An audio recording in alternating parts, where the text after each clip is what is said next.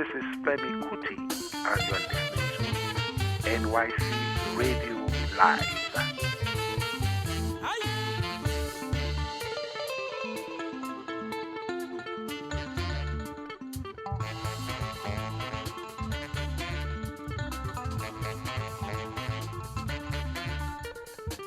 All right, how you doing?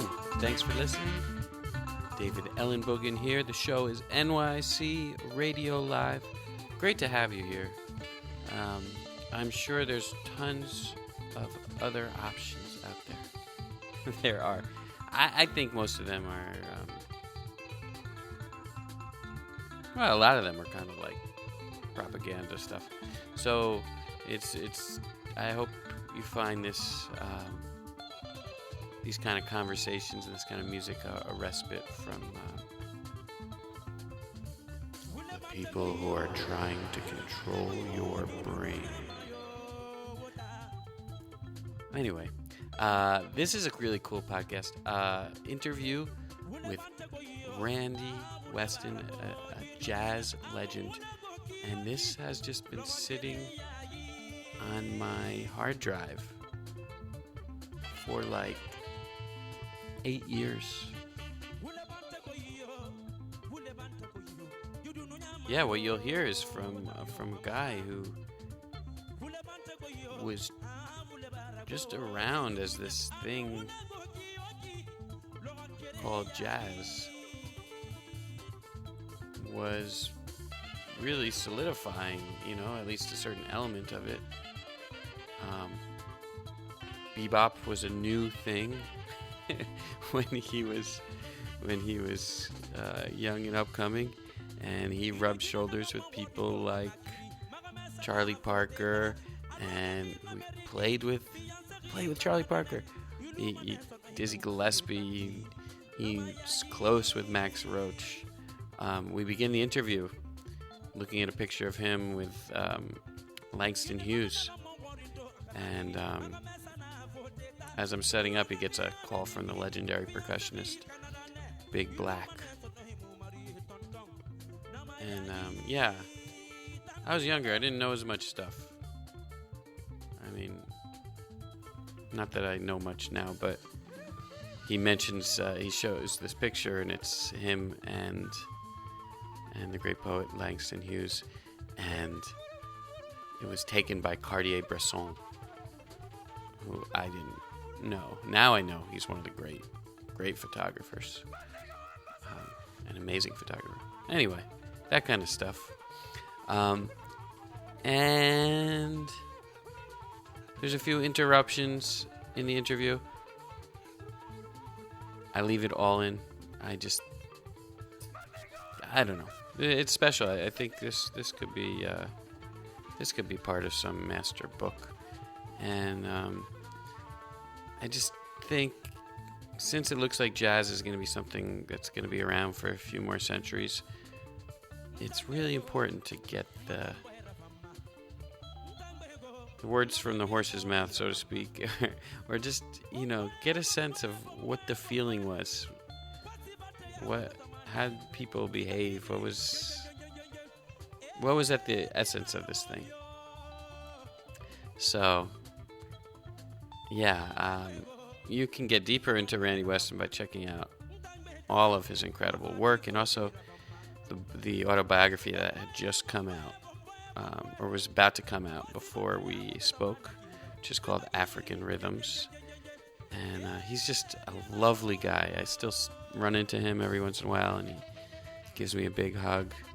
Real sweetheart, wonderful person, great musician, and I think you'll grow to love him as well as you hear his stories and be a part of this intimate conversation. Hanging with Randy Weston at his house in Brooklyn. Here we are. Enjoy. Musician or just somebody from the neighborhood? You know Big Black? Oh, Big Black. Yeah. Wait. Master. Yeah, he was on that. Yeah, we worked together 3 years. Yeah. Great percussionist. I haven't talked to him in about 3 years. He just called. Yeah, maybe we'll get him in on the show. Yeah.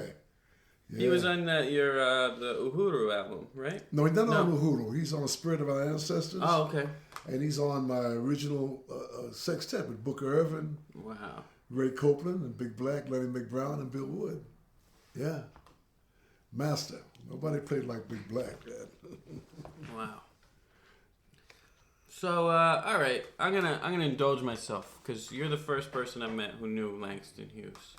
So, could you kind of paint a picture of how you got together with him and I met him up in the Berkshires, ironically, when I went up there in the early 1950s, and I went to this place called the Music Inn, met Marshall Stearns, and Marshall had such a global African concept like nobody.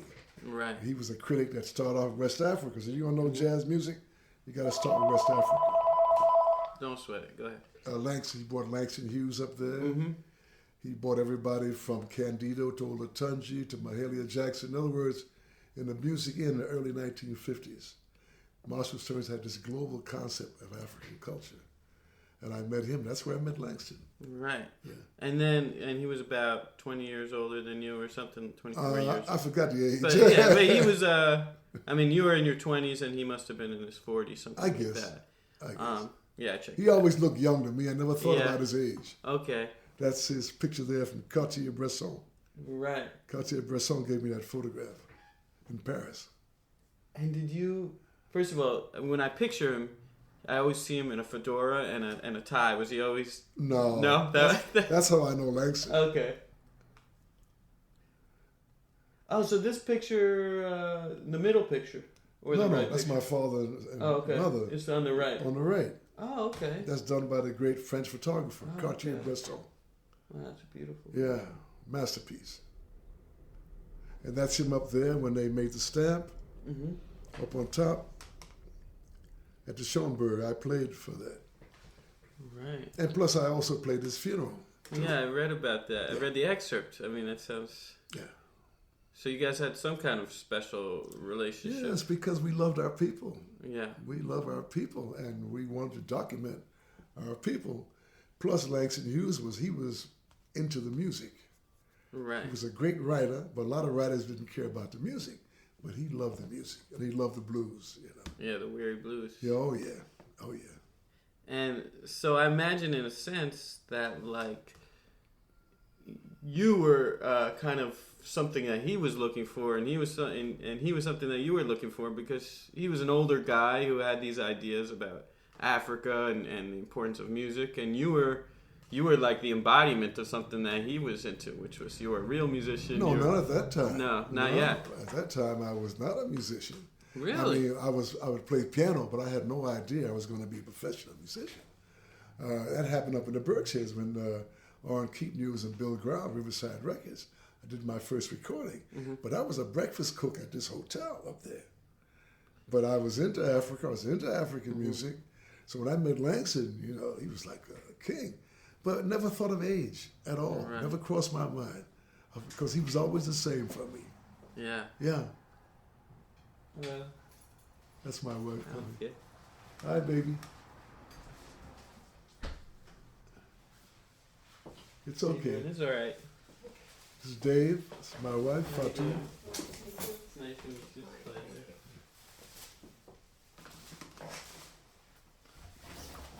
So you're saying, so at this time you were just kind of dabbling in the music, was a side thing? Well, it's a long story. I was in the restaurant business at the time. Right. And then that's when the drugs hit the black community. And I wanted to get out. Right. So a friend of mine sent me to the Berkshires. I went up there. I did all kinds of jobs, you know. And I was working with two ladies at a hotel up in Lenox, Mass.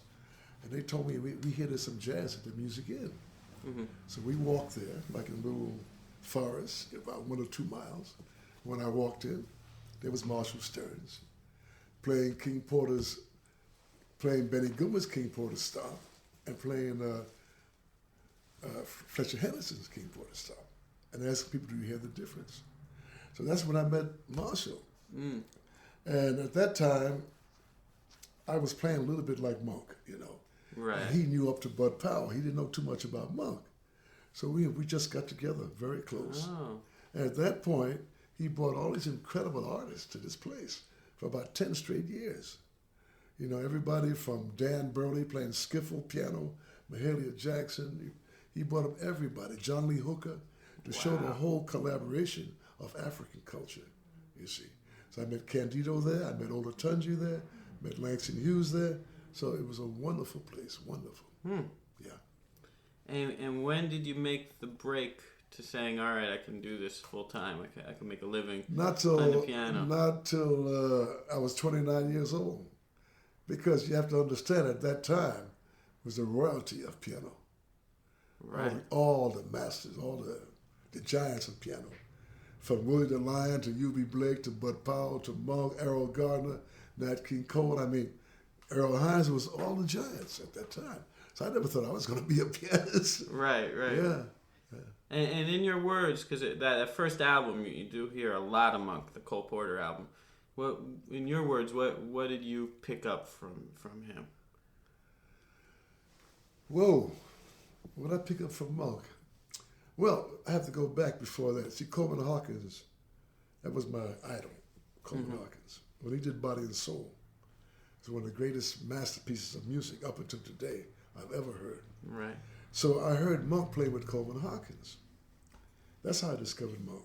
So with Monk, I heard space, I heard imagination, but I also heard magic in his piano.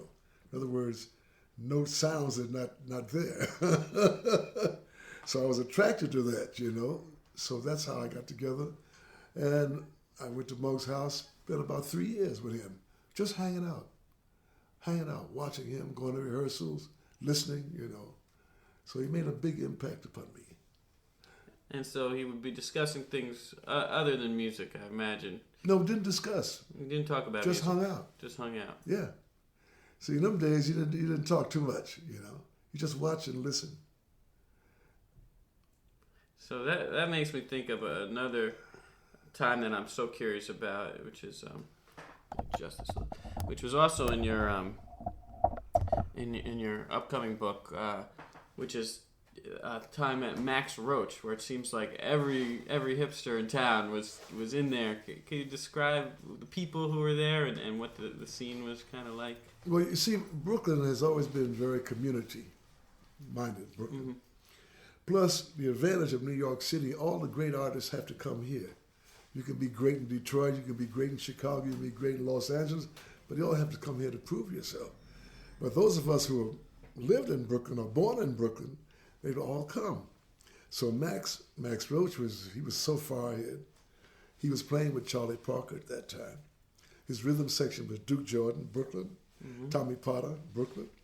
So at Max's house, I met Charlie Parker, I met Dizzy, I met Miles Davis, I met George Russell, because his apartment was about 2 blocks from the restaurant that I ran, you see, because my father, he had other restaurants. I took this place over 3 years.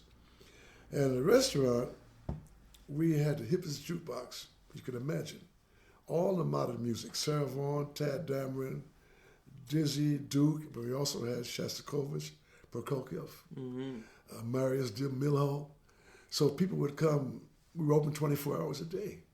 So all the musicians would come 3 o'clock in the morning, 12 o'clock, midnight, you know. And I had a gallery in the back of the restaurant, never dreaming I was going to be a professional musician. And that's before I went to the Berkshires, you see. Wow. Yeah. So it was seeping in. It was destiny. Wow. Yeah. And also, one of the things that I point out, this was our traditional music.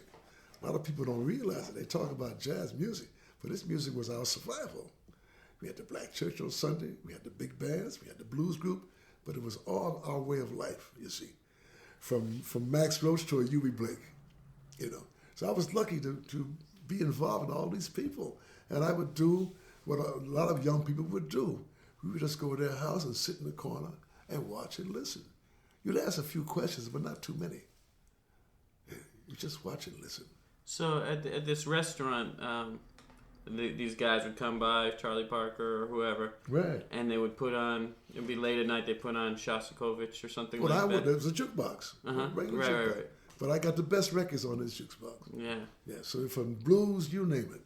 Everything was on this box, you know. And the few clips that I've heard of Charlie Parker talking, and it seems like he's got an intelligence that's almost intimidating. Is that how you describe it? And Well, you see, all of those gentlemen, they were down to earth. No ego trip with these guys. I mean, they were brilliant, but they never pretended that they were brilliant. Yeah, they just acted like you and I. Charlie Parker, one of the most spiritual people I ever met.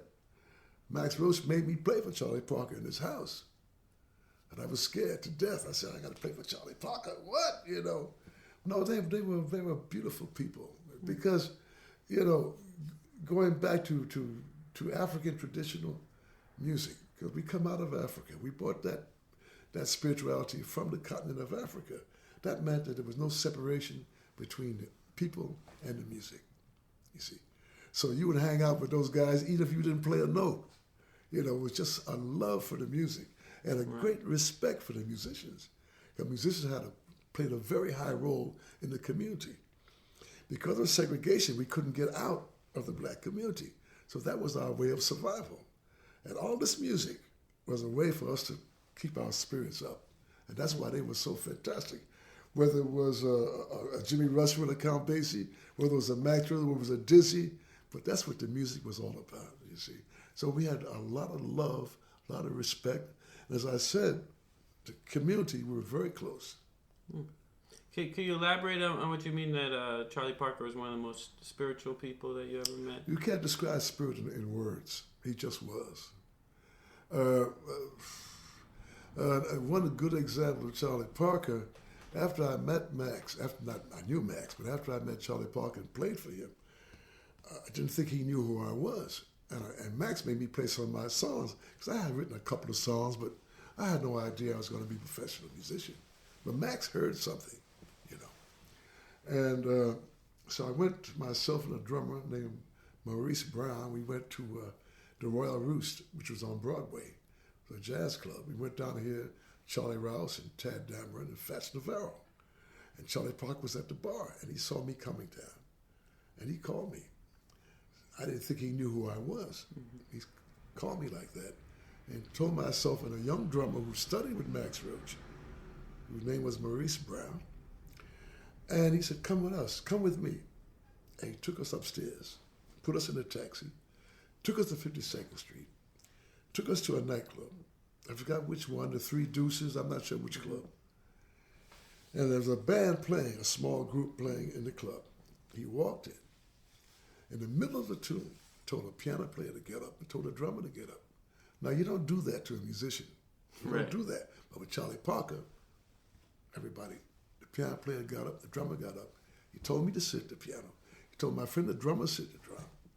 Took out his horn, played with us for 45 minutes, and walked out and left. Didn't say a word. That was Charlie Parker. See, those guys didn't talk much. They were so brilliant that they didn't say anything. You just watched them, like Monk, Charlie Parker, Dizzy, all these people, giants. Wow. And Dizzy kind of played the role of almost the ambassador of this music, right? Because he kind of seemed to make the audience, he kind of worked with the audiences and the outside the community a little bit more actively than, say, Charlie Parker. We had a tremendous sense of humor, Dizzy. But Dizzy brought the African-Cuban drummer, Channel Polson. He brought the African drum back to the music. So Dizzy was very, very important. Plus, he had a lot of African titles in his compositions. He was a great arranger, composer, a master trumpet player. But the same way, you see Dizzy, make you laugh. Right. Yeah. Oh, these guys, you don't find anything like that no more. No, they were incredible people. Yeah, Miles Davis in his autobiography has a great story about there was a monkey that used to be in the set for some television show that was filmed on Times Square. It was a live TV, like a morning show. And Dizzy knew how to make the monkey go crazy with these faces. So it got to the point that as soon as he saw Dizzy, the monkey would just start going crazy.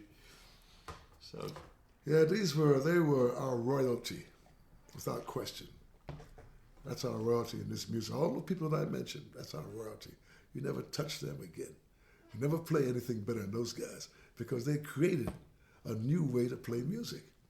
And the music was for the black community because remember, at that time was segregation.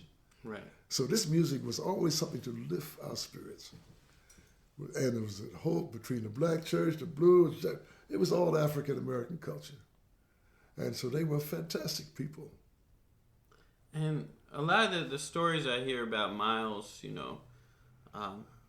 kind of,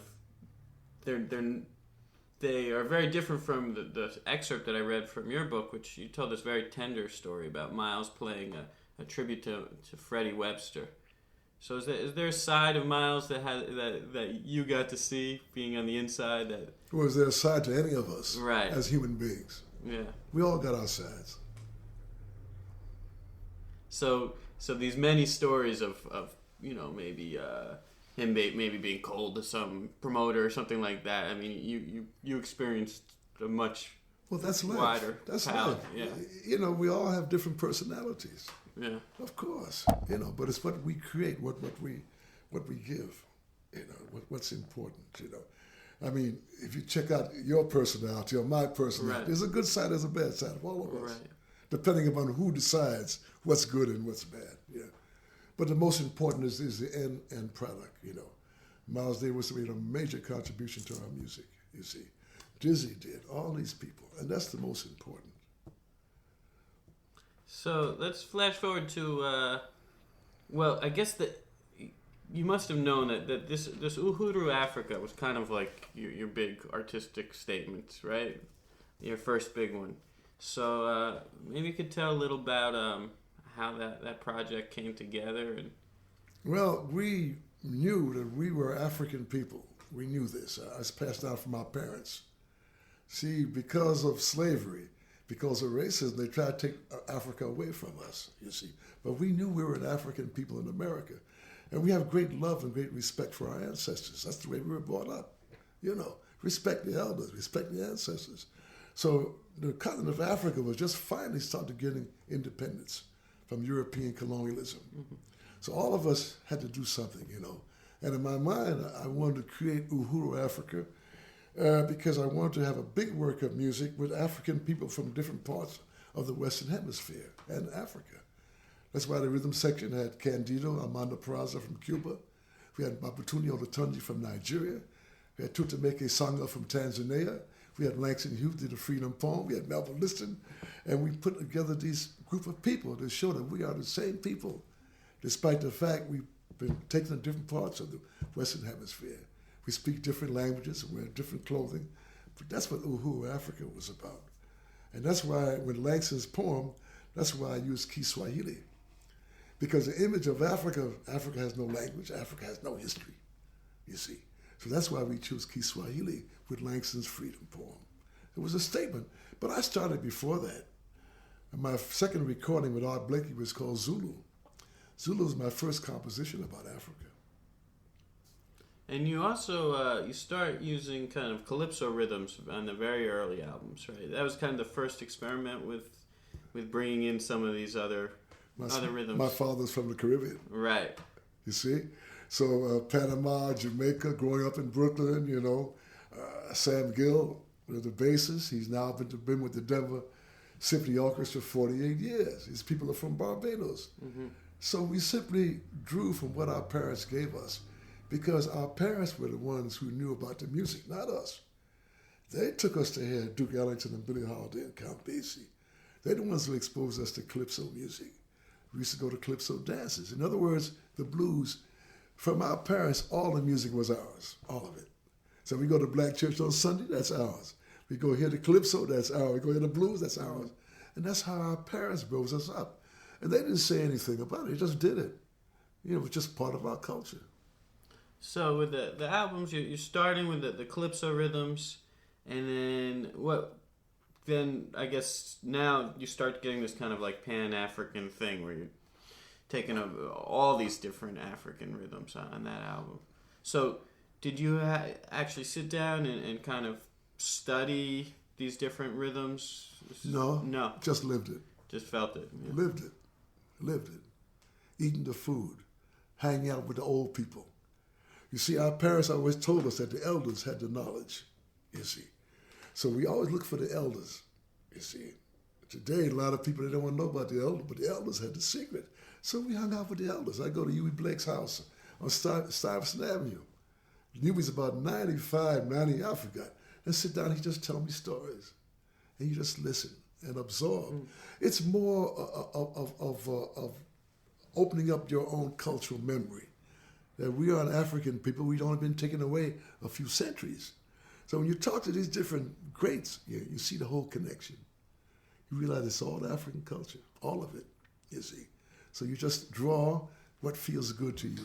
So I've been lucky to grow up with the Calypso, to grow up, go to Palladium, hang out with the cats from Cuba, go to the black church on Sunday, the blues groups on the corner, big band rehearsals at 11 o'clock in the morning at the ballroom in Brooklyn. But for us, it was all our music, all of it. Yeah. And then after, I guess it was your first trip to Nigeria, right? That was the first. When was that? 1961. So that was, and I guess was Alatunji your connection? No, it was an organization called American Society of African Culture. They established a base in Nigeria to see what was the connection between African culture in America and African culture in Nigeria.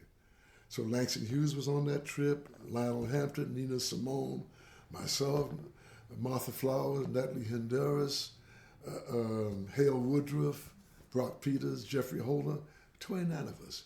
And we went, spent 10 days to see what the relationship was between the culture of African America and African Nigeria. And it was fantastic. And were you mostly in the cities, or you went up to the everything happened in Lagos. No, we didn't have time to go to different cities at that time. Right. Everything happened in Lagos. Yeah. And then I imagine there were some serious jam sessions and all that. Well, it was like tuning in with our place of origin. Yeah. As Langston said, our ancestral home, you see. So when I got there, I was at home. I never left Africa. See, some of us never left. Spiritually, we never left. So when I went there, I hung out with Fela, played with him when he played trumpet before he played saxophone, and spent time with the Nigerian musicians, spent time listening to traditional music. So for me, it was a dream, for all of us, to go back home. Now, I think this happened later, but I read an excerpt of your incredible experience. I guess this was in '77, visiting Fela. Yes. If you could kind of retell that experience, because that's just an incredible story. Well, what? I mean, I think you I went knew out him before that, you know. Oh, okay. Yeah. No, '77 was 60 countries of African culture in Lagos for 1 month, 20,000 artists. Of everything from the Aborigines from Australia, music from Congo, from Sudan, from Kansas City, Africans in Europe. We all came together and spent 1 month. It was unbelievable. And the last concert was Stevie Wonder, Mary McKeever, and Osabisa. So at the end of the 1 month, we said, hey, our music is different, but our music is the same, you see. So just like you would show me these patterns,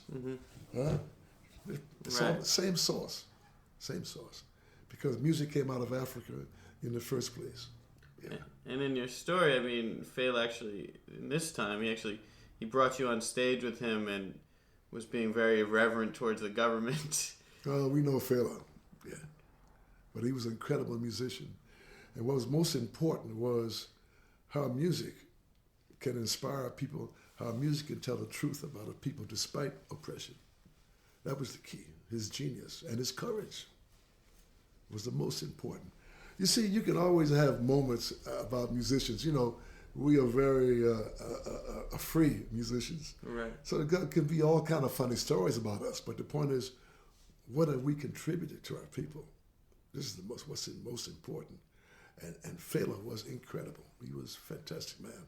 Yeah. And his music, I mean, when you first met him, it didn't really become what it became. You know, it was, if you hear those very early recordings from that period, it wasn't Afrobeat yet. You know, he was still experimenting with high life and stuff. Well, like I only that. met him we played together in 1963 when I went back to Nigeria. Wow. And he was playing trumpet at that time. Jazz. Yeah. So what happened after that, I don't know until I saw him again when I went back to Nigeria in '77. Right. And it was a whole new bag. Yeah. But it's what happens. I mean, look at me. I mean, I started off not knowing I was going to be a pianist. But look what happens in life. You know, you never know what's going to happen. You have to believe, and you have to respect your ancestors and your elders, you know, because they guide you, you know. So we've all been blessed that way, because Fella's family is a very strong family in Nigeria. Very strong family, you see. So he didn't come out of nowhere any more than I came out of nowhere. My mother and father were very strong. And they gave us that foundation to keep us strong, because Africa was occupied by colonialism. We were here going through racism and slavery. So our family was extremely important. And that's why most of the most important musicians, composers I know, we write music about our family. Monk, Duke, all the masters write about our family. That's our foundation. It didn't just come out of the air. Because when you go to school, you don't get anything about African history. You get nothing about African culture in school. You go to Hollywood, you see Tarzan. You get nothing about Africa. So the home is so important. And that's why all of us were so strong, because we had the backing of our family. Now, at some point, you actually ended up living for a few years in Morocco. 7 years. 7 years. So how did that develop, and what struck you? State Department tour. We did 14 countries in Africa. Morocco was the last country. I wanted to live in Africa. I wanted to be close to the traditional music. I've always had a sense of history. My father gave me that. He said, you can't speak a language until you learn the alphabet. And to learn the alphabet, you have to learn the letter A. And A is Africa. So for me to develop as a human being, I have to understand my mother and father, my great-grandfather, going all the way back. So my father steered me that way. So I wanted to live in Africa, to be close to the traditional people, close to traditional music. And as it turned out, I stayed in Morocco. Was the last country. Rabat was the last concert. We had Chief Bey on drums. We had Ed Blackwell on drums, Bill Wood on bass, Clifford Jordan, tenor saxophone, Ray Copeland on trumpet. I took my son Azadine, who was 15 at that particular time. Came back to New York. I didn't know what country, but Morocco sent me letters saying that people are crazy about your music. They want you to come back.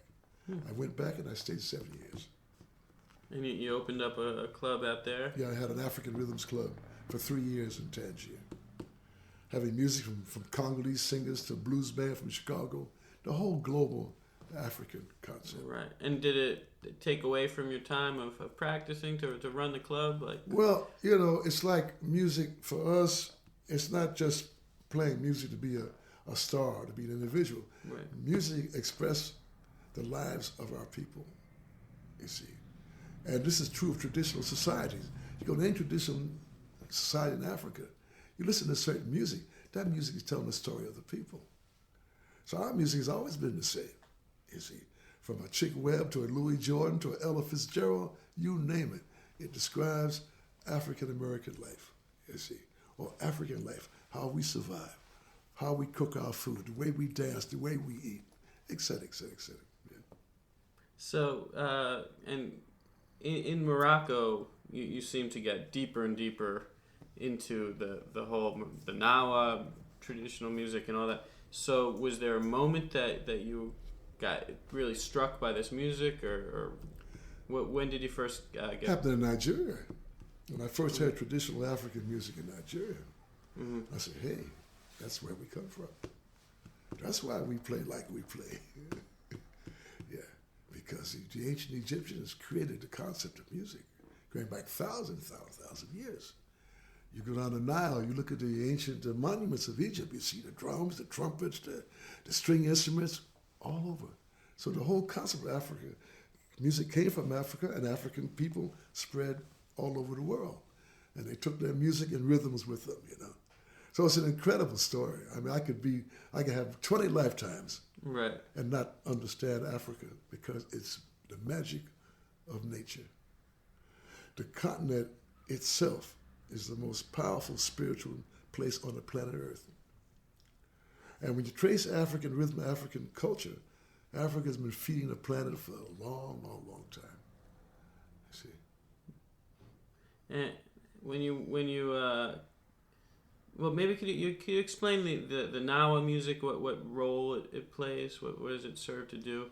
Like all traditional music, they serve the role of the people. They are healers, storytellers, historians, which we are. You see, you listen to Duke Ellington, Black, Brown, and Beige. You listen to Black and Tan Fantasy. You listen to Billy Strayhorn's Take the A Train. Each one of these songs tell a story about our people. So that comes out of African traditional society. So with the Gnawa people who suffered slavery and also they fought as soldiers in Morocco, they serve their community. And they are healers, they are spiritual people, they tell stories, they play games with music. So they function like all traditional music in Africa. They have the same function, to serve the people, to keep the history of the people alive, you see. And you had an experience with for the first time, all the different master musicians of the Gnawa got together. I think about 30 of them. But what were those circumstances? And Well, I think that it's important for people to know the origin of things. Like I said to you before, the origin. In other words, there'll never be another Louis Armstrong. Never, you see. Because Louis, when he picked up that trumpet and had that sound, nobody got a sound like Louis Armstrong. He served that particular community at that particular time. And his music gave us hope, gave us courage, made us happy, made us smile, you see. So he's finding the same way in traditional music in Africa, whether it's Gnawa, wherever it is. But I was attracted to Gnawa because I heard the blues. I heard the black church. I heard what they call jazz in the Gnawa music. So I said, wow, this is where we come from, you know. So I was instant in love with Gnawa people. And in fact, 27th, 28th of March, we're doing a big tribute in Paris. We're doing 2 days at a museum in Paris, the Brunley Museum. And we're going to celebrate the Gnawa culture and myself. yeah, I mean, I saw you perform with them down at the World Trade Center area. And I mean, that was just a spectacular. I mean, it seems like those guys have so much energy, it's like can barely be contained in the setting of a concert, you know? You see, because those people, they come out of the ancient African empires, the Songhai Empire, the Ghana Empire, Mali Empire. They come out of a very high civilization, and they were taken away, like we were taken away. We came out of very high civilization. And our ancestors, when they came here with nothing, absolutely nothing. So how we were able to transport African rhythms and spirituality into trumpets and trombones and saxophones and pianos. Why? Because we come from the place of the beginning of humanity. Because everybody started in Africa. Everybody. The whole human race began there, you see. So we have that cultural memory that stays with us, despite the fact we were taken away 300 or 400 years ago, you see. Now, have you ever had these moments that you were just kind of a little lost in the music, like kind of this feeling like, where's the one? Like, that ever happened to you when you've been playing with, or first hearing the Gnawa musicians? Did you ever get overwhelmed, or did it always seem to make sense inside? Overwhelmed. I was overwhelmed when I heard Monk. When I heard Dizzy, I was overwhelmed. I heard Charlie Parker, I was overwhelmed, you know.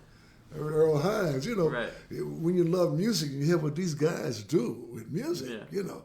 You just say, wow, amazing. But did it take you a little while to be able to compose for the Moroccan music or something like that? Yeah. Oh, yes. Yeah. Because just like growing up in Brooklyn, I didn't just go to Africa and tape a rhythm, say, I'm going to use this. No. Any more than I would do that growing up, hanging out with Monk or Dizzy or Max. You live with the people, like in the old days. You know, the old days, you would live with your teacher. Mm-hmm. You know what I mean? Like your guru, You drink the tea, you eat the food, you just lay back and absorb. Yeah, you just don't come back and, hey, well, no. Right. Yeah, it's a spiritual experience. So after those 7 years, well, one thing I wanted to ask you about, with the Gnawa music or Gnawa music, you find out that you have a color associated with you, right? Could you describe that experience? How you discovered your color? Well, it made me very humble to realize that we come out of a great tradition, Africa. Yeah, it's like when you go to the black church, for example. When you hear that music in the black church, and it gets very strong, you become very humble because you realize, hey, that's mom and pop. You know? Right. We can only learn from them. Because some people have the impression you can take traditional music and make it better. No way. You can't make traditional music better. You can only learn from traditional music and take what you need and respect the music and maybe create. You know, there'll never be another Duke Ellington. Impossible. Duke created so much, but from Duke I learned certain things. From Monk I learned certain things. Nat King Cole I learned certain things. But you never, because these are our masters. Like the Creator set these people down to give us strength, to give us courage, and to give us a way of surviving in very, very difficult conditions, you see. So the music is very, very important all over the world, but it came out of Africa. And that's why you have so many diverse rhythms and diverse colors and diverse stuff, because the continent itself is diverse. Right. Yeah. And maybe I didn't express the question very well. But there, I think you wrote the tune Blue Moses, and you said that during a ceremony with the Gnawa, you discovered that your color was blue. So what was going on there during that ceremony? The traditional Gnawa ceremony. Yeah. Yeah. And but those things you can't describe in words. It's like music. You can't describe music in words. You can try to describe music in words, but music is magic. It's magic. The magic of nature. And in Africa, the music comes out of the nature of Africa. It comes out of that because Africa is so rich in nature. That's why we call Africa the continent of art. And this continent has been feeding the planet for years, centuries, with rhythms and sounds and colors, but nobody respects the place of origin. They don't do that, you see. But my life has been so rich because I was able to go to the continent. I've been to 18 countries in Africa. I've always looked for the elders. So when you asked me before about the recording I did with Gnawa, we did, me and myself and Abdel Al Goad, the first Gnawa, we went all over Morocco to look for the oldest musicians we could find. You see, and that's how we grew up in Brooklyn. We went with the oldest people we could find because they have certain secrets that young people don't know up until today. You see. it must have been quite an odyssey going around Morocco at that time. Wonderful, wonderful, wonderful. I'm so blessed to have that experience, to go back to my place of origin. Yeah. It's incredible. Now, one thing that one thing I'd like to say that I respect so much about your music is that your latest albums are some of my favorite albums, and it sounds like first of all, you're definitely on top of your game, but it's like you're almost discovering yourself even more now than even back in the day. Like you're like realized this vision. And when I was listening to this, The Spirit, The Power of Music, that's the live album with the Gnawa, right off the bat, you have this first song called something like Receiving the Spirit. And it seems like what you're trying to do musically is bring a level of peace. You're like almost controlling the biorhythms of the audience and getting them ready for something. So how did you get to the point of being a musician where like your goals were so lofty and intense, as opposed to, okay, we got to play a set, keep people buying drinks at the bar? Listening to the ancestors and the elders, hanging out with the old people. That's how you do it, because they were in tune with Mother Nature. They had no television, no disco, no mobile phones, no computers. So the elders were totally in tune with Mother Nature, you see. Yeah. Some of the Gnawa rhythms come out of the gallop of a horse. Because Mother Africa, the people listen to the insects. They listen to the sound of the wind, you see. And that's how music is created, because Mother Nature is the original orchestra. And that's why too all the giants were in tune with nature, because our parents were in tune with nature. They were in tune with the Creator.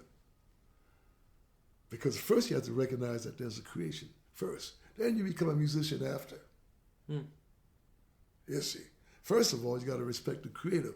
Whatever name you give the Creator, but we come from a higher, something very higher than us. That's extremely important. And that's why almost all the giants of our music went to the black church. Because the black church was an African ceremony in the United States. And when you went to that church, you were no longer in the United States, you were in Africa. Yeah. Because the music lifts the spirits of the people. Music is supposed to touch your heart. Music is supposed to do something to move you, because we're all walking musicians, all of us. Your heart, your drum, your voices, your sound. So music is meant to do that, you see. And especially in Africa, music was created for that purpose, to serve the people.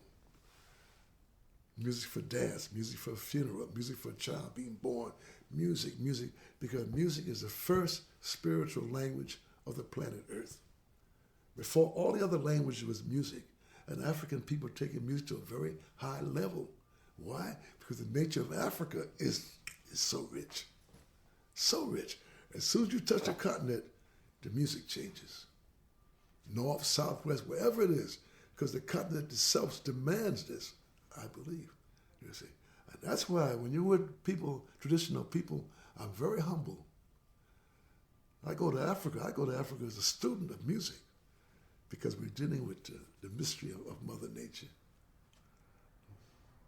On that same album, that Spirit, you have this great line that fits so well in with the Gnawa. You can kind of sing da da da da da da da da da da da.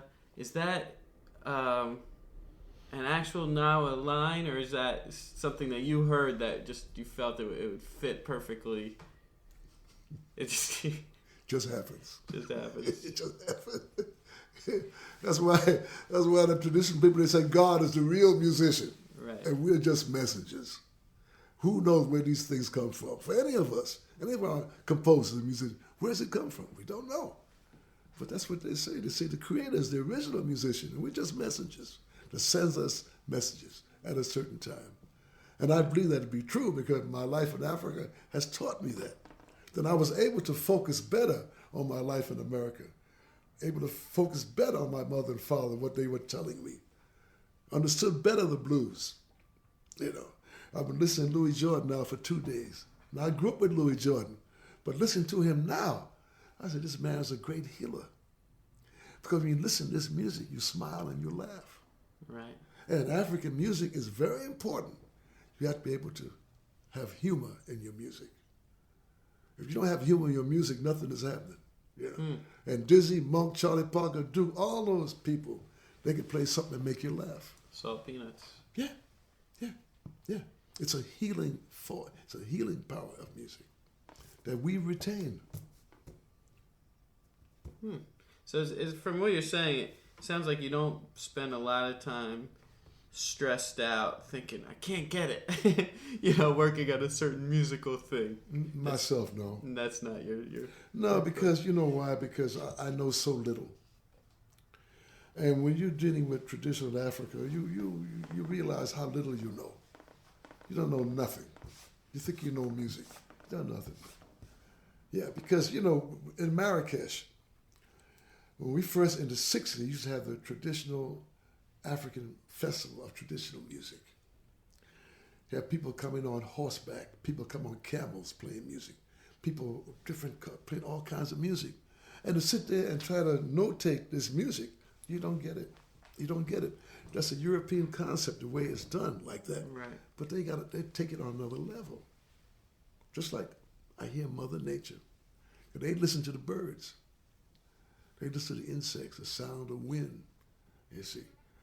The original dance, the birds dance, they sing. So they were in tune with nature, you see.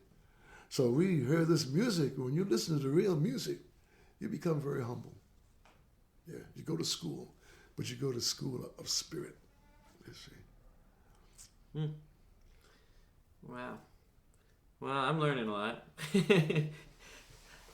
Did you do any when you were there? Did you actually ever have like a formal relationship with a teacher and learn some percussion or anything like that? Oh, we played together, but after listening with the musicians, when I first played with African drums was in Nigeria. I played with there was a man named Bobby Benson. He had a club in Lagos called Cabin Bamboo, and all the musicians would come there, all the West African musicians. And one night I played with 5 African drummers. Oh man, those guys took me someplace else, with those drums, Yeah, so I have played with different African musicians. Dudu Ndai Rose in Senegal, Babatunde Otunji in Nigeria. I played with different musicians, kora players and whatnot, but only after really respectfully listening and to make sure that if I do it with respect. Right. Yeah. Just like the same way. I mean, I would never play with Charlie Parker. He was a giant, but he heard something and he called me to play. So that's why I played with Charlie Parker, because you realize that this music is so incredible, man. Wow. Every day I'm so blessed to grow up to hear all these great musicians. Right. Yeah. And would you learn the dances as well? I mean, No, I'm not a dancer. No, you didn't do that. N'est-ce pas? Yes, you are.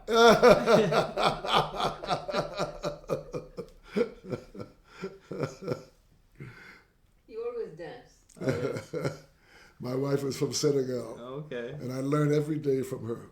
Every day I learn something by just watching and listening. I don't ask her many questions. You see, it's a spiritual experience. When you're open, they say the ancestors, when you love the ancestors, they will feed you, they will guide you. And I believe that because I love my people, I love Africa, and I love music, and I love humanity. So you put all that together. But humanity doesn't know about Africa. Africa's getting a very bad job, but Africa has always been negative. But when you discover the beauty of Africa, and you look and you say, wow, what have African people done in Brazil, in Cuba, in Venezuela, Puerto Rico, Jamaica, United States, wherever you find African people, they've made a major contribution to civilization, in particular in music, because you're going to find a very powerful spiritual music, you see. So in other words, what has Africa contributed to the world? That's what my father taught me. Don't look at it the other way around. Because they teach us here to look at Africa from European eyes. Right. But Pop said, no, you look at Africa through African eyes and look and see what your people have given to the world. So when you go back to ancient Egypt, architecture, astronomy, astrology, music, the whole concept of monarchy, you name it, came out of ancient Africa. So do you feel that the world has come around a little bit since your father's days? Or? Well, slowly but surely we're breaking down the stereotypes, because unfortunately the world has been a creation of people being superior to other people. There's no such thing as being superior to other people. Right. Mother Nature has painted us in different colors. Mother Nature has put us in different parts of the planet Earth, and we all do things based upon our environment, you see. But because of Africa going through what she went through, you see, she's been getting a bad check, a bad roll. But when you look through African eyes, you say, man, wow, our ancestors were taken to America with absolutely nothing. Nothing. Right. And how that happened? So to me, I'd like to have been able to go on a time capsule and see the first African when he saw a piano and sat down and touched the piano. Yeah, because the music that we call jazz, all those titles, is the way African people approach music. Rhythms, spirituality, humor, call and response, polyrhythms, spontaneous creativity. You find it in all of our music, you see. So people are coming around because young people want to know. They've been told so many lies about Africa. So now people are slowly starting to discover what this continent has given to the world. And they should be very proud of this continent and very proud of these people. And I'm very proud of my mother and father because they gave me so much. They gave me life.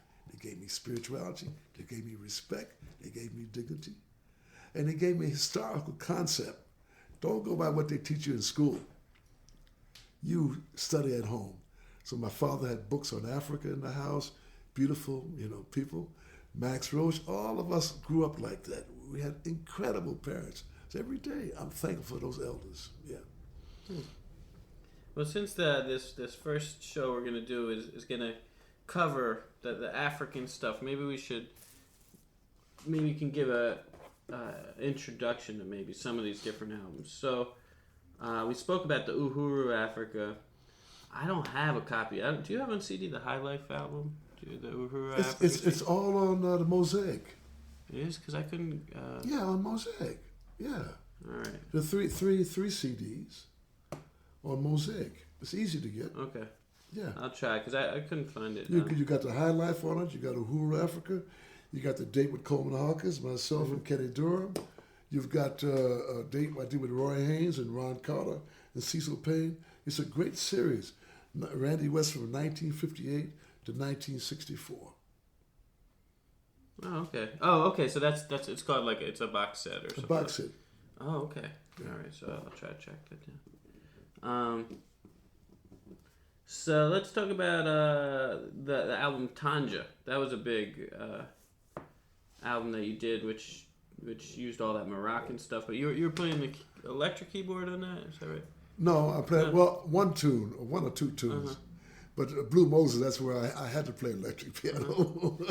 At that time, acoustic pianos were outdated. Right. And I was living in Tangier at that time. But it turned to be my only hit record was Blue Moses. So life is something, huh? You never know. Yeah, that's true. Yeah. All right. Well, I think any other last advice you got for all young people? Tell me about your program. About this program that we're going to do? Yeah. Well, the first thing we're going to do, because I got this grant that I could give you, and that it has to be about like world music. So that's why I'm trying to stress the African Moroccan stuff. Okay. But then what I'd like to do is present it to them and say, look, let's do something longer, like on your birthday or something, do a half day or a full day of your music or something like that. Sure. So I'll let you know how that progresses, but ideally we'll have enough, maybe with this interview or maybe we could do one more, that we could take clips from that, play an album. I think you got enough right now. I think you got a lot. That's fine. Well, you got a lot of material too. And what's so great, it's all true. Yeah, it's all true. All of it is the truth, man. Yeah. I had an amazing life. I look back at my life and I said, man, Randy Weston, you hung out with Monk for 3 years. Unbelievable. Just hung out. Yeah. Yeah, because he didn't talk much. I just hung out with him, watch him, listen, learn. I imagine he had a sense of humor, though. We all had a sense of humor. Yeah. It's very important. Humor is how we survive. Mm-hmm. We never forgot humor. When things were very difficult for African people, the African American people, we always called upon humor. That's why the Louis Jordans and the Nellie Lutchers and the blues, that's why they were so important. Because even when things were difficult, they would play something to make you laugh. But that goes back to African traditional society. You have to be able to make people laugh. Monk could go to the piano, hit a couple of notes, and you laugh. You don't know why you laugh. Right. But that's part of our tradition. Humor, smiling, can sometimes make you survive when things are bad. Yeah. Now, one thing I heard in terms of the Monk influence is, one, you seem to hit the key like really solidly, no hesitation, which I hear in a Monk. Like you're not meant. There's no. I mean, is that something you would say? Have you noticed that about yourself? Your own music? We're people of the drum. Yeah. Yeah, we're people of the drum. Yeah.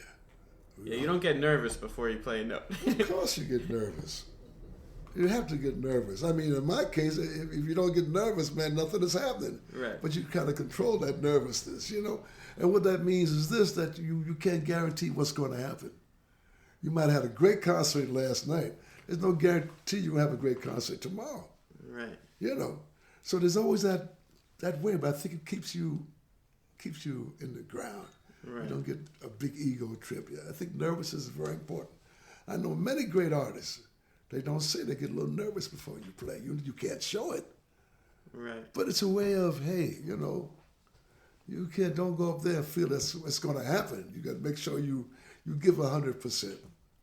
And, you know, go back to an earlier question, because this is something I struggle with. As a musician, I have a tough time getting the balance between giving the people what I think they want and then what I think is really the best thing out there. And it seems like when you're performing, you've really you've conquered that, and you're really delivering, you know, what your vision. Yeah. So how do you get to that point? By hanging with the elders. By being in touch with the ancestors. Because if you stay in your generation, you can learn a lot, but at the same time you learn very little. Right. Because you don't have the opportunity. Like when I do master classes, you know, I tell people, I said, look, you put on some African traditional music and just let it play. Don't analyze it. Mm-hmm. Just let it play and do whatever you're doing. Because music is spirit. It's spirit, you know. And more you get into music, like, man, I got some 1928 Duke Ellington played stride piano. Blew my mind. We did a concert, it was music of James Reed's Europe up at Aaron Davis Hall 2 years ago. I used banjo and tuba, and I tried to write music of 1915, 1912. Very difficult, because, man, those cats could swing. Like Duke said, it don't mean a thing if it ain't got that swing. But music, you can go any direction with music. You can be an entertainer, you can be whatever you want to do with music, but you have to decide for yourself, what do you want to do with your music? As a musician, what do you want? What purposes are you learning music for? For me, the purpose was to unify my people, let the world know about the beauty of my people. And that's what I learned from the elders. You listen to Ellington, my God. You listen to that orchestra, man, you watch a Duke, you watch those guys, you watch Count Basie, they dress beautifully. They couldn't stay in hotels, they couldn't get on trains. They were disrespected as a people, but they had that pride and that dignity. So I said, I got to go in the same direction. Dizzy Gillespie was writing music about a night in Tunisia, writing music about Kush. You know, all those people, they had that kind of dignity that our parents gave us. No matter all the oppression, no matter how to try to tell you that your color is not beautiful, try to tell you that you don't know what's going on, try to tell you you have no history, but they kept us in tune with nature. And today, you see more and more Africa everywhere now. You see Africa everywhere. Everywhere I go now, people talk to me about Africa. 40 years ago, why Africa? What are you doing? Why Africa? Because they didn't have the proper education. Now, what is needed is to get the truth of African civilization into schools, to get it in Hollywood, to let people know about this incredible continent and how much this continent has contributed to the world, you see. So as a musician, you have to decide which way you want to go. But for me, respect and learning where music came from in the first place and respect that tradition. And it's Africa, you see. So for me, that's the key. Yeah. Man, so what's next? What are your plans? Same. Everything's always the same. Nothing changes. Hope I can make the next gig. No, we're playing for Billy Strayhorn this Sunday. And the 4th of April, we're doing a special thing at Brooklyn College, myself and Robin Kelly, talking about the history of African-American music in Brooklyn. Because we have tremendous history here, which has been left out. People don't realize the greatness of Max Roach. He was not only just a great drummer, but Max Roach was a composer, he was an activist, he was an incredible musician. So we want to bring out the spirits of our ancestors. So we're going to do that on the 4th of April at Brooklyn College, you know. It's going to be with Robin Kelly, myself, and the people at Brooklyn College. So if you have a chance, come out. Okay, and that's like a discussion lecture. Yeah, we're going to talk about it. We're going to have the trio. We're going to play maybe 40 or 45 minutes. But in other words, what is music? Like when I do a master class, I say, okay, you're a musician, tell me what music is. And you'd be amazed that people they panic. What is music? What's the origin of music? Silence. It's amazing, you know. I said, well, how are you going to learn to speak English if you don't learn the alphabet? You see. So to learn music, which is what you've done, you've gone to Ghana. Right. You've gone to Ghana because you want to know more about music, you see. That's it. So in the process of really getting into music, we got to go back to Africa. And man, when you go back, you realize how little you know about music. Right. Whenever we with Gnawa people, we go to school up until today. Because they can take one note and wipe you out. Louis Armstrong can hit one note on that trumpet. Coleman Hawkins hit one note on that tenor saxophone. You see, they know the power of sound. Because music is basically sound, rhythm, and harmony. But it comes from the universe. And our ancestors were in tune with the universe. That's where music came from, you see. So is that your answer? If someone said, what is music? I'm sorry? If someone said, what is music? Yeah. That's your answer? Yeah. Well, my answer, music is magic. Music is a mystery. It's a mystery, but it's our first language of the planet Earth. And all people on the planet have their music. But do we respect each other's music? When I play Japan, if I play Japan, I want to hear some of the traditional music of Japan. You see. If I go, I want to hear traditional music. Because when you hear the traditional music, you understand better the people. The music and the food. These two things. Wherever you go on the planet, you understand the people better. Now, you explored some Chinese music as well. Yes. How'd that come about, and what did you discover in it? Because two of the great civilizations was Africa and China. And they had much contact with each other thousand years ago. And some of the original Chinese dynasties were from Africa, you see. So when you go far back, you see the whole connection. And myself and Min Chao Feng, a wonderful musician from China who plays the pipa, you know, we went to the Guggenheim where they had 5,000 years of Chinese history, you know, and we learned a lot to show that the African people migrated. Civilization began in Africa, and from Africa, we went to Europe, we went to Asia, and wherever African people went, they brought something with them, you know. Incredible story, but a beautiful story. Just like our music is so beautiful, you know. And was it a little, was it tricky to play piano with the pipa? Because I guess the tuning is a little different. But again, it was spirit. Yeah. Not notes, not theories, no. It was spirit, you know. She heard me play the piano. I didn't hear her. She heard me play in Atlanta. She heard me play a solo concert. She said, oh, I never heard nobody play like that before. She said, I want you to come and hear me. She came to my house and took our instrument and played. And when she played, I heard the pentatonic scale. Right. So then I started studying Chinese history to find out Africa and China had much contact with each other, you see. So I'd have to look at a map, but is this, were they going through ships or? In those days, who knows? Right. Ships, by land, but it was definitely a connection. And we studied the Shang dynasty, you see, and that was an African-Chinese dynasty. Even the masks are African faces. That's why you see on the album Capera, that's an African map. That's a Chinese African mask, you see. So we've been cut off from world history, and we should, because the planet is too small now. It's too small. So like when I had the restaurant in Brooklyn, Shostakovich is very important for me. Darius Milhaud is very important for me. You know, Louis Armstrong is very important to me because it's the music of the planet Earth. And all the composers, they describe their place of origin, all of them. But Africa has been kept in the dark, but now it's changing now. I read somewhere that, I can't remember which composer it was, but Charlie Parker used to go around the city with maybe Ravel in his pocket, or maybe with Shostakovich or something like that. It's all our music. Because we're all earth people. Some idiots separate us and say some people are superior to other people. It's all our music. All belongs to us. Yeah. So what are your hopes? What would you like to see in the next? What's happening right now It's not an accident that we have an African president in America. It's not an accident. Africa has come back now. African spirituality has come back. You see it everywhere. African philosophy, African religion, African music, Africa's in politics.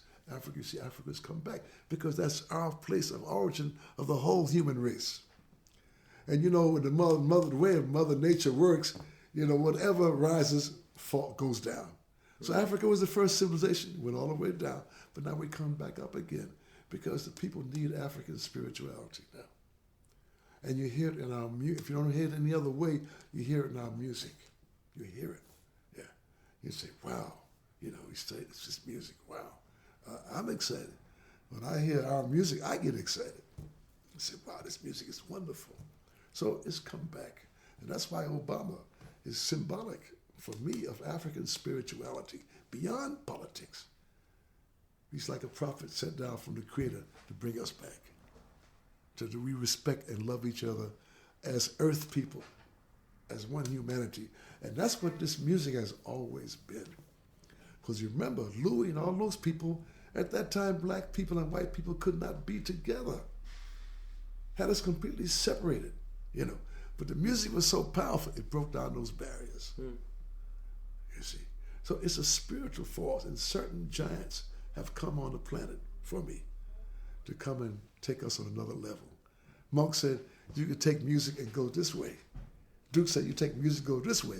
Billie Holiday said, you can go this way. Art Tatum would say, you can go this way. And on and on and on. And when we just look carefully at these people and what they've contributed to world civilization, it blows your mind. You know. So that's what I'm happy about now. I see this change slowly but surely of the recognition of the continent of art, which is Africa. And I'm very happy about that. But it's going to take a while. It'll not happen overnight. But I'm seeing changes I never thought I would see. Right. Yeah. You know, one thing I was curious about this. I just have this vision of you guys in Max Roach's apartment and maybe, you know, who's at the door? Oh, it's Monk or something like that. So when all you guys are hanging out, it's kind of festive. Everybody's kind of partying, that kind of thing. Is that everybody's into music, serious about music. These people all live. Melba Liston, that great woman, lived music. Monk lived music. They didn't want to know about anything else but music. And music is a spiritual language of the planet. And that's why these people are so great. They didn't talk about anything else. Those idiots put the drugs and the alcohol in our community to try to destroy us or try to put the music as something inferior music. No. All these people, whenever we saw them, it was music, music all the time. They lived music. You know, we should probably talk about Melba Liston a little bit because she plays such a big role on so many of your albums. So maybe you could tell me how that association started. I heard her with Dizzy. Dizzy Gillespie was so great because Dizzy Gillespie, I never heard a woman play trombone before. And Dizzy had Melba in his orchestra. He had Lee Morgan, Charlie Persip. He had that great orchestra playing this incredible music that we had never heard before. Right. Because we grew up with Basie and Duke and the great orchestra, and Dizzy went somewhere else. When I heard Melba listen and heard her arrangements of My Reverie, I introduced myself to her. She moved to New York, and I asked her to do my first recording of 7 Waltzes for Children. I was always interested in children. And so we worked together on Little Niles, which was 7 Waltzes for Children. And from that point on, we just collaborated. We had the same spirit. We had a great love for our people, a great respect for our people, great respect for elders, and we were both musicians. But Melba, she didn't want to know about anything but music. Like all the giants, that was it. Our life is music. Yeah. And she was able to incorporate like all these different cultural stuff. She was amazing. Could do anything. She was a great arranger. She wrote for Gloria Lynn. She wrote for the Supremes. She wrote reggae music. She did everything in music. She was amazing. Because of her, I met Mary Lou Williams. And I'd be with these 2 ladies. Wow, 2 queens. Wow, incredible. You go to school with these people. Yeah, they're wonderful, wonderful. So of all these great people, who were you like most intimidated when you met? It's not intimidation. It's not the word. It's like, how do you explain? Or maybe in awe of who of all these. I don't know. They're all on the same level. A Langston Hughes, a Coleman Hawkins, a Dizzy Gillespie, a John Henry Clark, the great historian. They're all on the same level. Like, these people are here to give us certain wisdom, give us certain direction, you see. So they're all, for me, they're all on the same level. I've been blessed to have been able to meet most of them because by being in New York, they all came to New York. So Right. I was very lucky that way. Yeah, but no, they're on the same, no one above the other. No.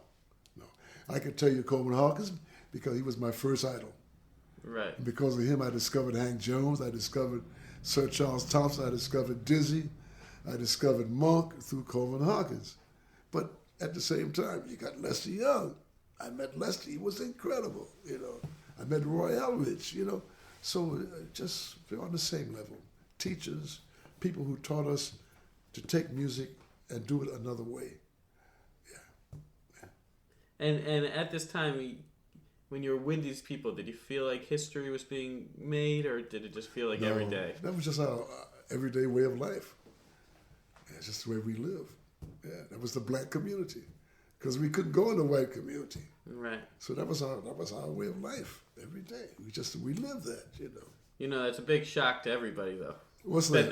That's your answer, because we always imagine, you know, it's like these titans of history, you know, that everything is so historic, but this is your... No, because again, going back to Africa, there's no separation between the musicians and the people. Right. You don't pay to hear a concert in Africa, traditional Right. music, you know. And in Brooklyn or in Harlem, it wasn't the New York Times who told you whether you played well or not. It was that black audience. Right. And man, if you didn't play well, you're in trouble. Find out quick. And that's true in the Caribbean. That's true in Africa. That's true in South America. African people, our first language is music. They're very serious about music. My father, he never played music. He could tell if I made a mistake on the piano. Don't ask me how, but that's our first language is music. So we didn't have that separation. In terms of, I think you took some piano lessons, but it didn't really, wasn't a big hit for you. No, because I was so tall. I was 6 foot, man, at 12 years old, you know. So I wanted to play ball. Right. But my dad, he made me take piano lessons. And then apparently your only other formal training was like you studied theory for a Yeah, while. I went to a music school in Brooklyn called Parkway Music Institute. Uh-huh. And I studied there. Yeah. Just for a year or so. Yeah. So, did you have perfect pitch or something? How did it all Not come at all. together? Just hanging out with the guys and watching and listening. Remember, Listen never took arranging lessons. No, but you hack and you watch and you listen. And you have those big band rehearsals and people tell you, okay, don't do that, do this, you know, and you listen, you watch, and you listen. Very important. Yeah. Then you become part of what it means to be a musician. Because for me, a musician is the highest role a human being can have. Everybody would like to play music. Everybody. Generals, presidents, everybody would like to play music. So if you can play music, it's a great gift. Now, what are you going to do with this music? Where's it going to go? That's the key. Because music is for everything, you know, you name it. But I've been lucky. And also, we grew up, we played all kinds of music. We played Italian weddings, Jewish weddings, Polish weddings. We did all kind of music. No such thing as a jazz musician. To be a musician, you had to play everything. But what a great experience. Right. So it never bothered you that you're like, oh man, I wish I was doing something else other than this Jewish wedding. No, because through music, I met the best people on the planet Earth through music. I'm sitting here talking to you now because of music. Right. Because music is the star, not Randy Weston. Because music is a spiritual force coming from the universe. And when we get on that spiritual train and we respect, we meet the best people on the planet. People in sports, people in history, you name it. Music, because everybody likes some kind of music. So when you're a musician, that's a very high honor. Yeah, very high honor. Absolutely. Now, you said I've seen you in concert where part of the enjoyment of the concert is that you speak very eloquently between the tunes. You can go ahead. And in concert is you stress that people have to get back in touch with nature. But you were born in Brooklyn where nature might be a little hard to come by. So when did this connection hit you? Because music is the highest point of nature. It's music. That's why. People don't realize that. You see, because in Western society, we try to get away from nature. We're superior to birds and animals and insects. We are some sort of superior people. No. Why? Because music is the highest form of nature for me. You can't see it, you can't touch it, but it touches you.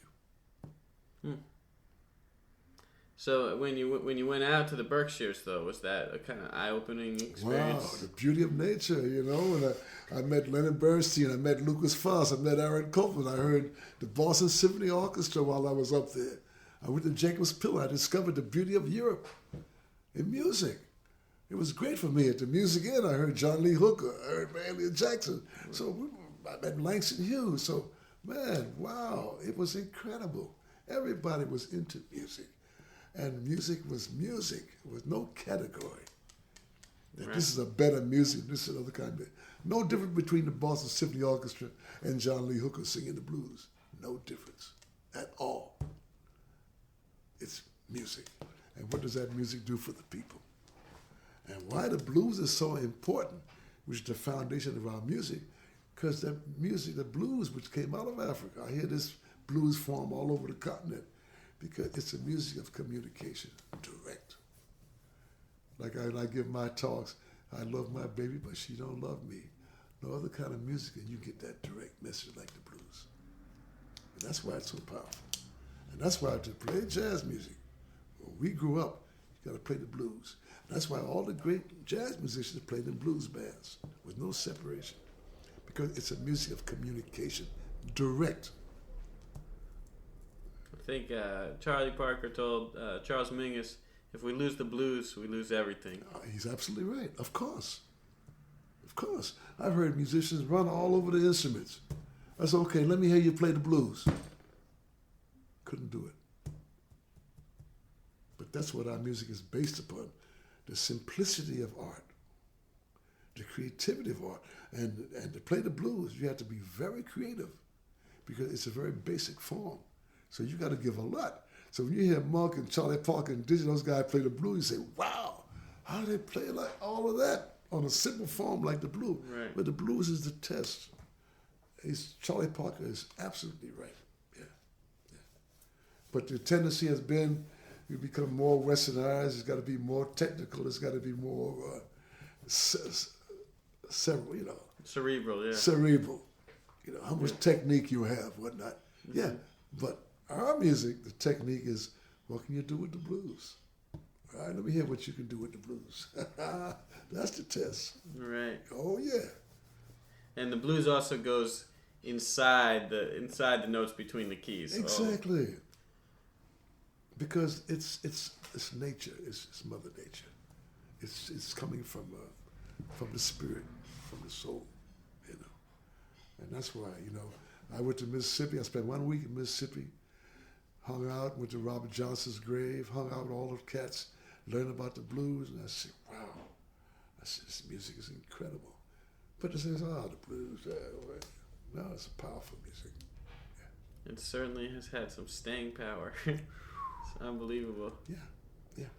Yeah, because it's a music of communication, direct. So do you think that music today is losing a lot of these essential Yeah, it's things? because we've got into machines now, computers, and, everything is cell phones, all that stuff, So we're getting away from the beauty of what happened before. We had a tendency to believe we're it. We're it now because we make better machines and we're more advanced than the people before us. No, people before us were better in tune with nature because they listened to the birds. They listened to the sound of thunder. They listened to the sound of the ocean. They were in tune with Mother Nature because Mother Nature is the original orchestra. Improvisation comes from Mother Nature.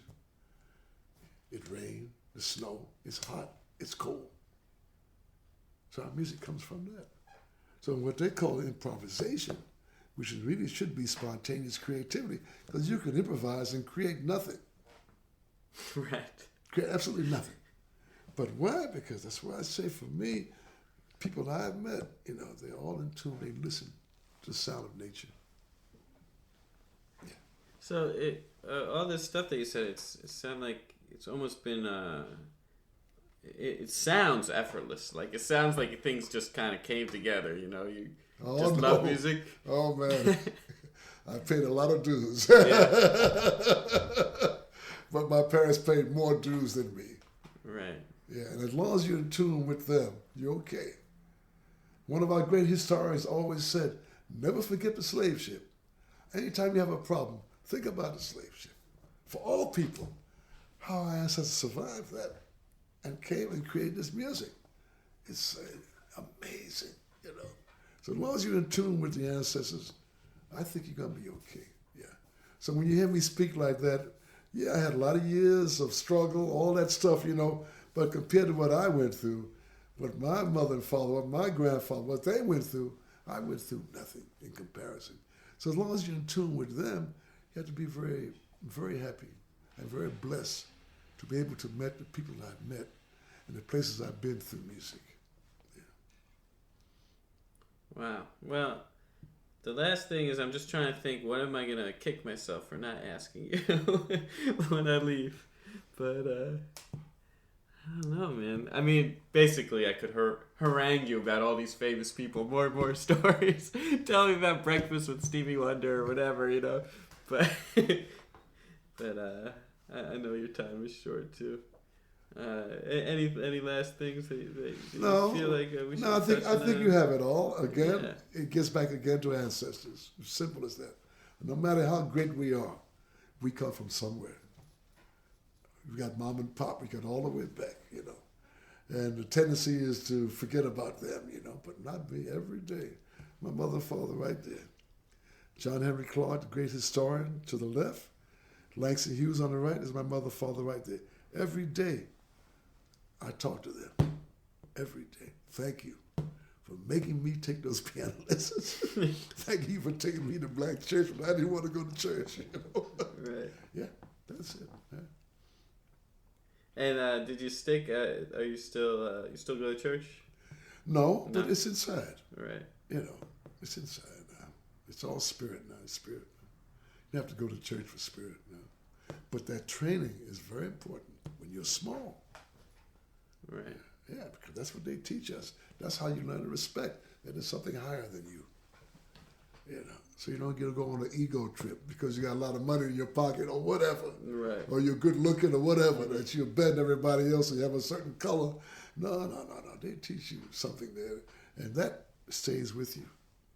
So whether you go after, it makes no difference. But you got that spirit inside of you. Yeah. And how do you... what do you want your legacy to be when people look back at your whole body of work? What do you want Just them what to it say? is. Just what it is. Yeah. Africa. Yeah.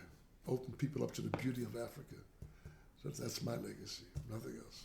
And do you have any tips? I mean, you look like you could be 30 years younger than your biological age. So any tips for? No. No? No, because mom and pop are responsible for me. Oh, okay. I can't describe that. I have nothing to do with it. My grandmother says it's the teeth. You got to take care of the teeth. Yeah, maybe she's grandma. Huh? They all teach you something. Yeah, oh yeah. Right? That's why I floss every Exactly. day. Yeah, they teach you something. They teach you. Those people, man, they teach you. When you're young, you don't appreciate it, Right. They tell you things maybe 30 years later. Oh, that's what he meant. Oh, that's what she meant. Right. Yeah. Well, cool, man. Well, I appreciate you taking this time. No, my pleasure. Make me a copy. Huh? Yeah. I can actually... Do you have a computer? Because I could give it to you right now. Yeah? I'll get my baby. All right. That's it. That was my conversation with Randy Weston. Jazz legend. Thanks for listening. there are 250 more episodes to keep you busy here at NYC Radio Live. So keep poking around and keep in touch. Hope to see you out at something soon. Peace.